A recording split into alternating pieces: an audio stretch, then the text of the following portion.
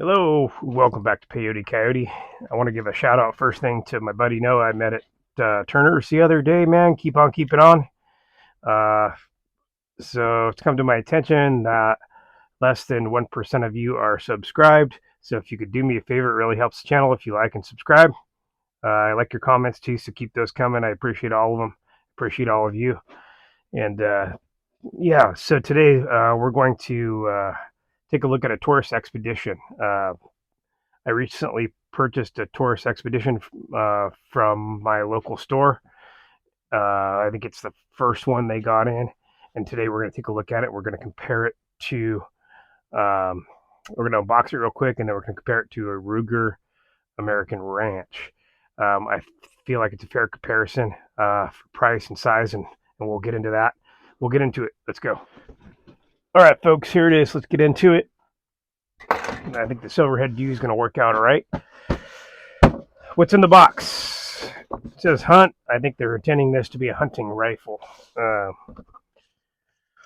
got some paperwork in here, manual, your typical gun lock, normal stuff that comes in a box. There's the bolt, spiral fluted, 3-lugged, real similar to a Ruger. I think this is based on a Accuracy International Magazines 308 65 Creedmoor that accepts both of those. I believe this rifle is based on a Remington 700 action, short action. So we'll put it up here so you can have a looky look.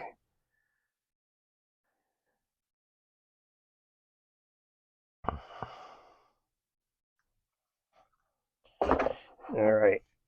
Before I put the bolt in, well, I'll go ahead and put the bolt in and we'll get back. All right, folks. First of all, let's just go over the rifle itself. It's got a hammer forged stainless steel diamond light coated barrel. It's fluted. That's a natural look from the process of manufacturing it. Fluted bolt. It comes with one magazine.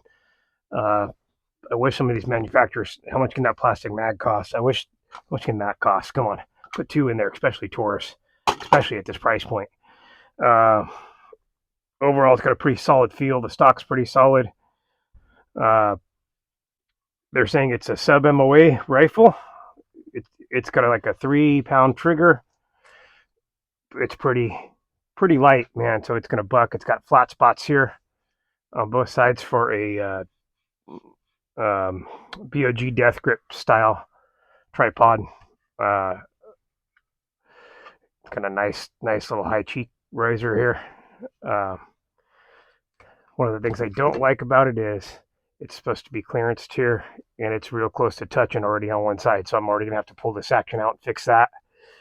Um, it's got a large paddle in the front to release your magazine.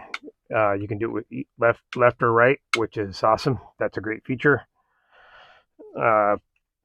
Feels like it's a plastic, kind of a bummer. It's a plastic trigger guard, which is probably not what you want when you're hunting.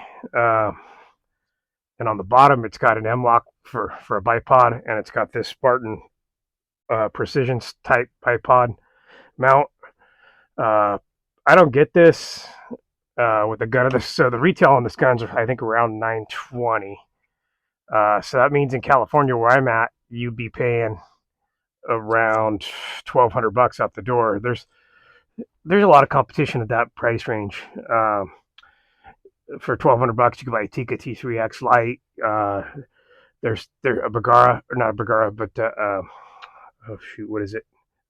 I can't recall, but there's all kinds of stuff out there at that price range. So I know I bought this on sale for around the 750 mark,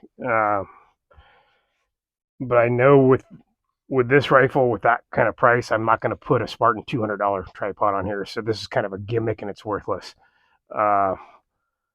Unless you already own this bipod, and you have this bipod on a different gun and you can switch it back and forth, then it'd be okay. But I think that's kind of a moot. I'd rather have like a Picatinny on there or something.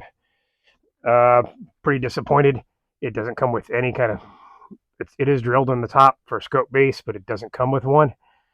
Uh, Once again, for that price point, you really need to step it up a little. You're going to have a hard time in competition with this thing with other rifle companies. So I did have to purchase a scope base separate.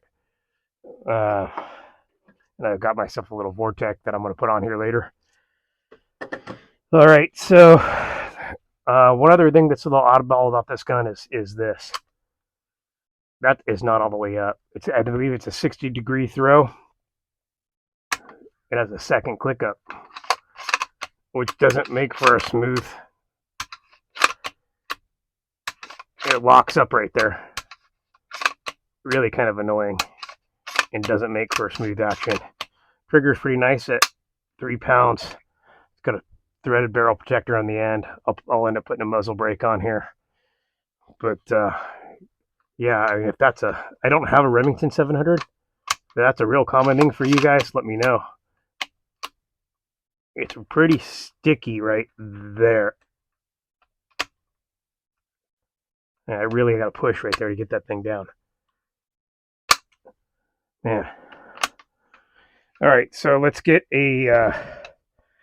just for comparison, let's get a Ruger in the picture. That there is a Ruger American.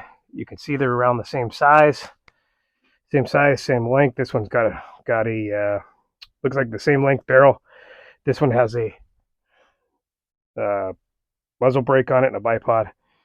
So in comparison, these guns, the stock suck. They move. This is a Generation 1.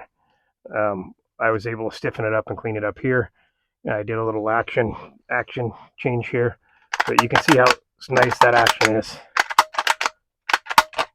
compared to that Taurus. So I'm not sure if it's just the type of action that makes it like that or what. And this gun came with the base on the top. So I guess the big thing here is where I live, this is like a $580 gun. Where you live or everywhere else where they're not robbing you blind, it's probably more in the four something for the Gen 1. The Gen 2s have better stocks, so they're about $100 more. So the Gen 2 is going to have a stock as good as this one, an MOA as good as this one, but you're going to be like $300 cheaper for the Ruger. So like I said, that I see this as more competing with the Ruger American, not competing with the Tikka T3X. Even though a Tikka T3X can't figure out how to thread barrels, which they should pay attention and do that. That's why I don't have one, because I want the threaded barrel. So just for comparison as well, I'm going to show you what a Predator size looks like. So that's a Predator. And you can see how much longer the Predator is. So without the scope, this Predator cost me around the same price as this. And you can buy the Predator with fluted barrel, fluted bolt, right now for the same price as this Taurus. Once again, same mags, AICS mags, Agris 300 International magazines. So I guess it's if you don't want to huff that extra length of barrel around the field hunting. And like I said, the new stock is probably, the new Ruger stock's better than this stock, I think. But all right, so there's that. And then the build itself is just real. Let's see how skinny that bolt is. Let's get the bolts out and compare the bolts. Bolt comes out real easy. I'm going to pull the bolt out of my Ruger also.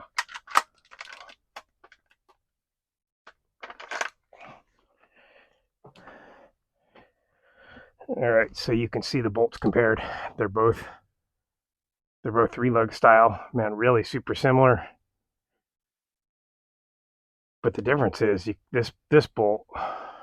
Look at the thickness of the bolts. The Ruger bolt is a little bit heavier duty, and the handle is considerably heavier.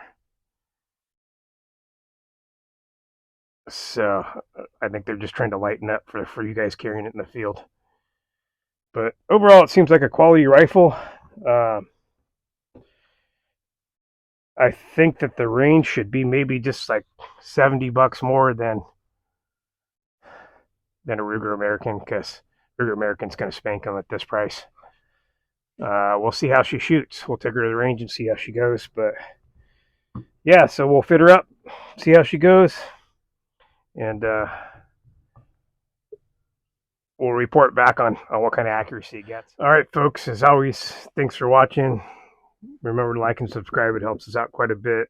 And we'll report back on kind of accuracy we're getting out of this thing, and how it compares distance-wise. It should be great with the 308. So, yeah, we'll see what we got here later. And we'll get back with you. Have a great day. Thanks for watching Peyote Coyote.